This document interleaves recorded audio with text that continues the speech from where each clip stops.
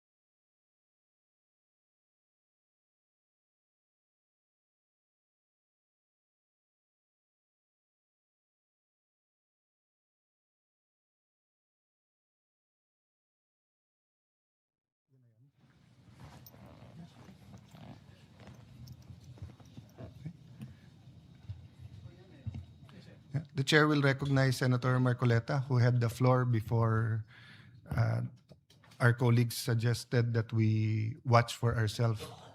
So we will be asking the OSA to identify who among those who were chasing Senator Bato were NBI agents.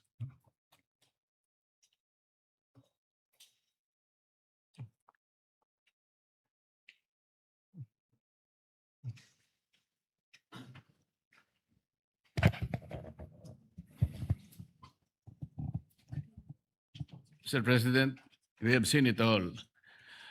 I think this is the best evidence that can prove that the good senator, our colleague in this institution, is being chased by authorities. I'm not sure where they got the authority to chase him, and incidentally, I think he's about to be captured by them for purposes of serving him or rendering him or even surrendering him to the ICC. I'd like to ask, Mr. President, what is the authority of the National Bureau of Investigation in executing, for example, even if for the sake of an argument that the ICC issued a warrant of arrest against Senator Bato?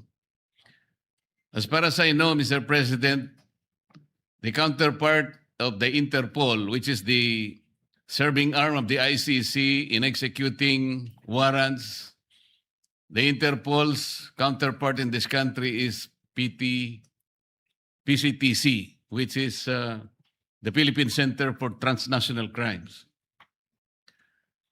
And I check that it is now under, it used to be under the office of the President and under the control and supervision of the NAPOLCOM.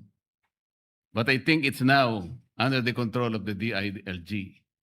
So my question is, how come that the NBI is chasing Senator Bato for an apparent warrant of arrest, which the former Senator Trillanes has been showing around that he got a warrant of arrest and he is personally serving it to the senator? The first question is former Senator Trillanes now the sheriff of the ICC? And he has been working with the Interpol, Mr. President. This is all questionable. As I said earlier, Mr. President, this is not only an assault to our colleague, but principally it is an assault, an insult to this institution. Hindi natin pwedeng palampasin ito, Mr. President. We need to protect the senator. As I said earlier, and I manifested that Trillanes himself was a beneficiary of this institution's security. Humingi po siya ng Senate Protective Custody nung panahon na kinailangan niya po ito. Ngayon, ironically, he's the one executing the very act which prevented him from being assaulted at the time.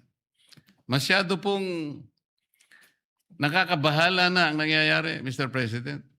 I think all these people, I think we can identify all these people in due time. They did not only violate Article 145 of the revised penal code, as I earlier manifested. Former Senator Trillanes is even guilty of usurping authority, Mr. President. Hindi natin pwedeng palampasin po ito. In the meantime, I'd like to move, Mr. President, that in the light of the recent adoption of the Senate Resolution number 44,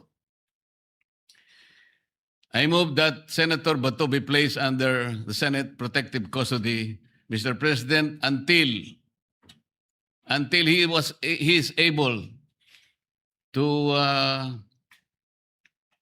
get all and exhaust all legal remedies to protect himself, and until this institution is also able to do just the same.